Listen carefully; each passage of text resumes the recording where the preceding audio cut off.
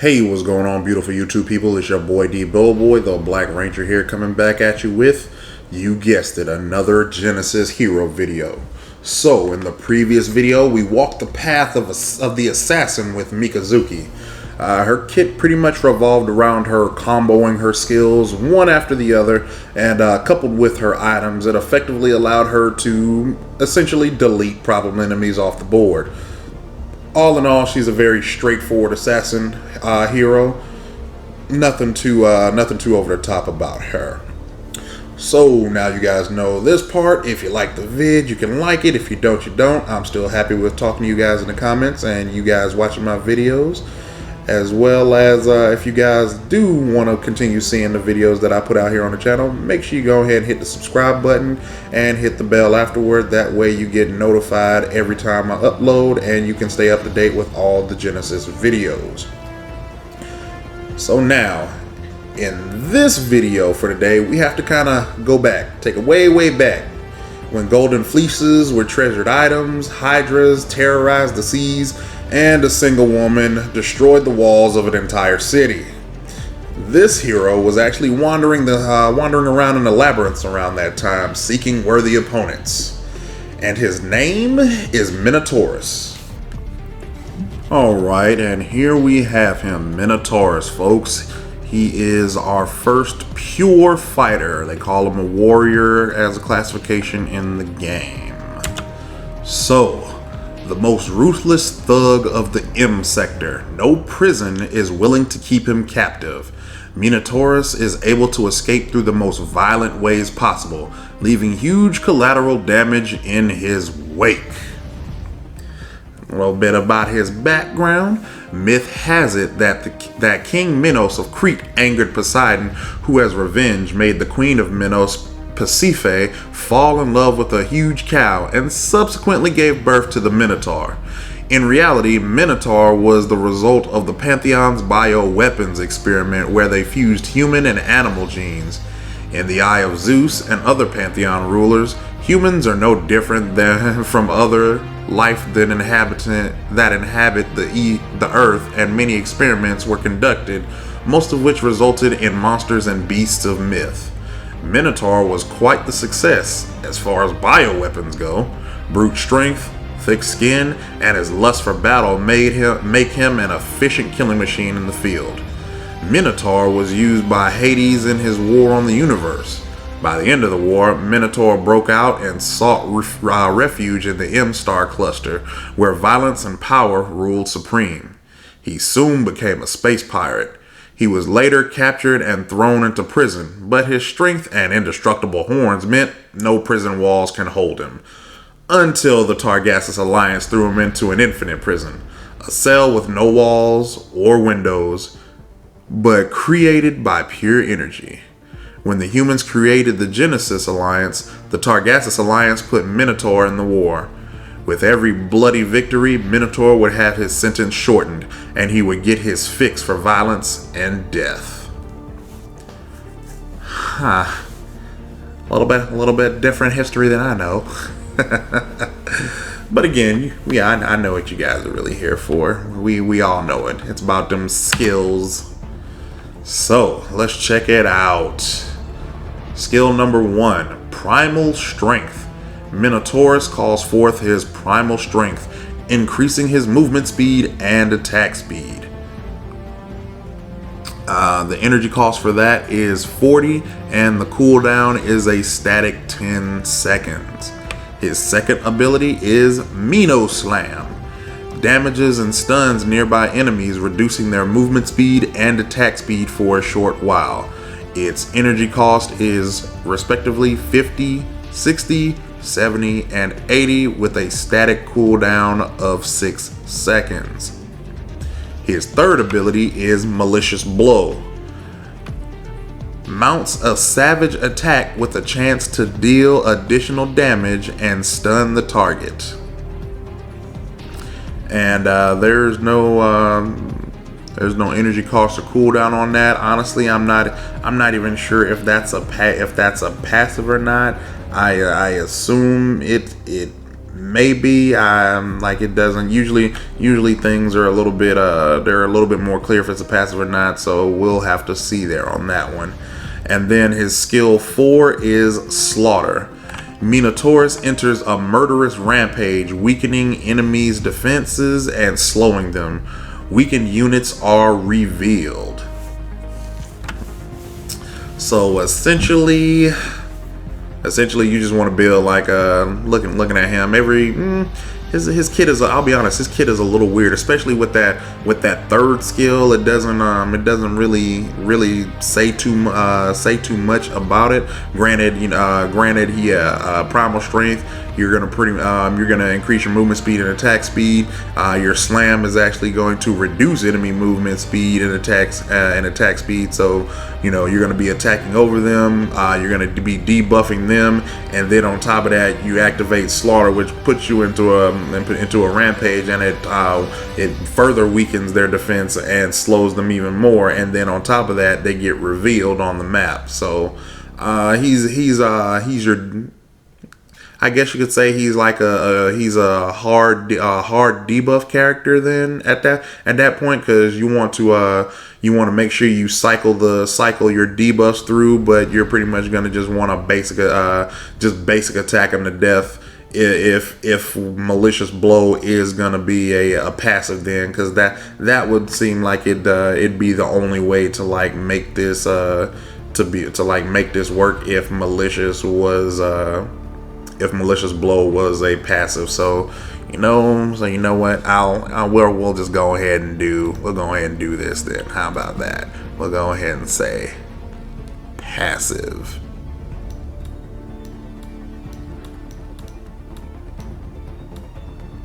Passive skill. There we go. We'll go ahead and say that's we'll go ahead and make that a passive skill then, because like honestly, when you look at it, it's just too, it now, like when you look at it that way, now everything fits again. So his basic, they should say his basic attacks then is what I'm guessing, but yeah, he mounts a savage attack with a chance to deal additional damage. So yeah, you attack with your basic attack, and there's a chance to deal additional damage and stun the target. That makes it a little bit more cohesive there. So yeah, he's a debuff fighter. Pretty much, you want to swap between your primal strength, your slam, and your slaughter to go ahead and debuff enemies to make their attack speed and movement speed go down. And literally, you're all like you're an F1 for. You want to be an F1 formula car. You want to be bumper to bumper. You want to always have that debuff proccing, and you want to always be swinging. So that makes it actually fit together with that being a passive skill. Now that I look at everything, they could have did a little bit better job of explaining it. But hey, that's what I'm here for, right? Putting it all together for you. So now, come on, where we at?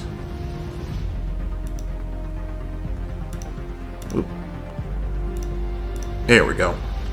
All right, his standard loadout is going to be first going to take Quantum Jumper. It costs 2,700 gold and it's going to give plus 80 movement speed.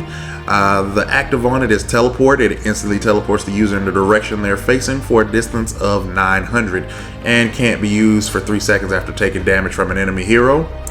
Secondly, you're going to take Medusa's Shield. It costs 3,800 gold, gives plus 25 attack, plus 50 armor. The active energy flux grants the wearer immunity to all energy effects for grants the wearer immunity to all energy effects for 5 seconds. Antimatter AP gun costs 4,800 gold, gives plus 65 attack damage. The unique passive on that is Perforation. When attacking, it reduces the target's armor by 35 and the effect lasts for 5 seconds. Fourth item you'll take is Doombringer. It costs 5,400 gold, gives plus 40 attack damage, plus 20% attack speed, plus 400 health, and plus 15% movement speed.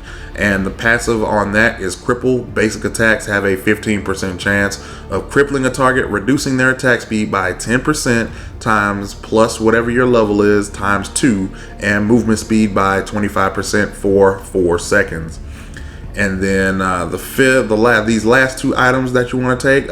First one is Armor of Triumph, costs 5,250 gold, gives plus 60 armor, plus 28% attack speed. The passive is Champion's Aura. You have 3 here. The first one, Defense Aura, increases the armor of friendly units by 25 in a 900 radius around the wearer. Armor Reduction Aura reduces the armor of the enemy by 25 in a 900 radius around the wearer. And then Attack Speed Aura increases attack speed of friendly units by 0.15 in a 900 radius area around the wearer. And then lastly, the Quantum Vest. It costs 4,425 gold. It gives plus 450 health and plus 15 health regen. And the unique passive on it is Reactive Armor. The armor keeps track of all damage taken by the wearer. When the total damage exceeds 500, it grants the wearer an additional 40 armor for 5 seconds. And then the unique passive on it, Damage Absorption. It has a 75% chance to absorb 70 damage received from basic attacks. So yeah, now like I'm pretty glad we actually got his kit a little bit deciphered up there, because now with these items everything makes sense. You want to swap between your debuffs to keep their armor, to keep their attack speed low, keep their movement speed slow. You are literally a hulking mass. If any of you guys have played God of War, and you know how the Minotaurs are in that game, they're slow walking, but they're menacing and they hit hard, and that's pretty much what you're doing. What you're doing here, you're big, you're beefy, you're hitting hitting somewhat fast, but not too fast, but you're hitting hard, and you're debuffing a lot. Per the perforation, go ahead and literally every time you basic attack, that 35 armor comes off, and then literally every time you basic attack is gonna stay at 35, just gonna allow you to beat into them more. The Armor of Triumph with the Champion's Aura passive on it is gonna reduce their armor some more by 25. And then what you got, the Quantum Vest, which is gonna mitigate damage that you take, and the Medusa Shield is gonna allow you to have immunity for all energy effects. You are quite literally just a hulking monster. You don't care what they hit you with. They might as well go ahead and throw the kitchen sink as well, but it's not gonna matter because it's not gonna affect you. All right, and lastly here we have the skill order for Minotaurus. So for the primal strength, you're going to want to take that at level 2, because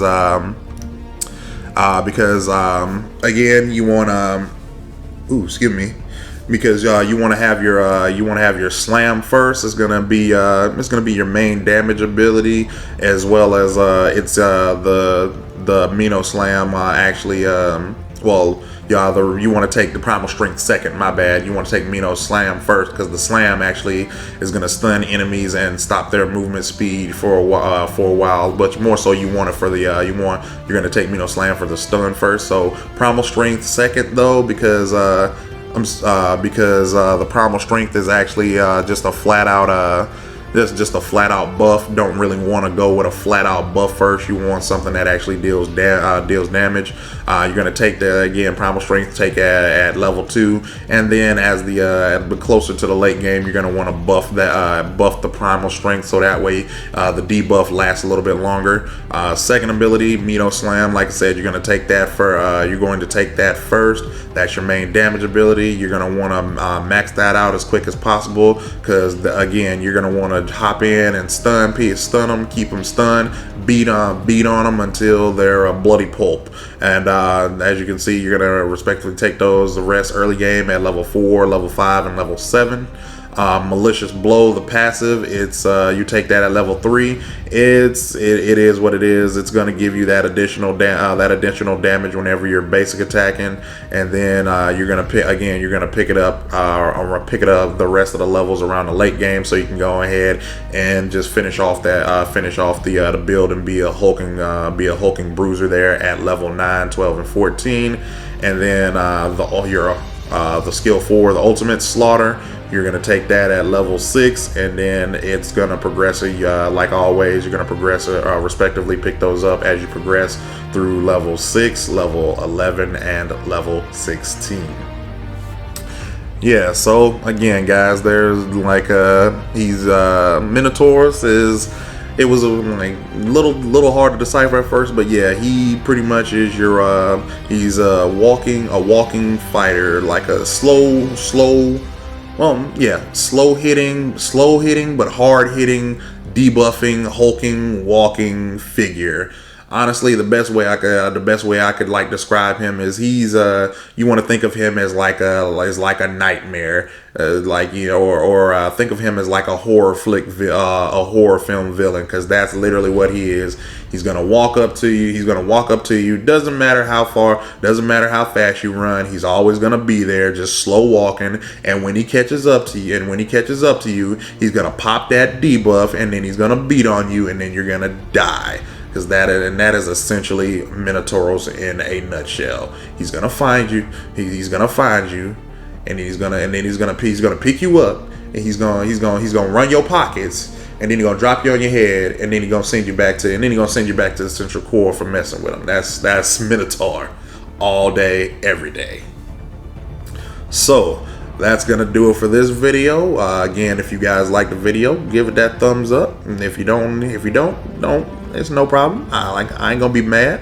And if you guys like the videos that I'm putting out here, and you want to stay up to date with more Genesis videos because you like my style, go ahead and hit that subscribe button, and then after you subscribe, go ahead and hit the bell, so that it'll keep you updated. And we're out of here, guys. Remember, we're always good like grandma's cookies.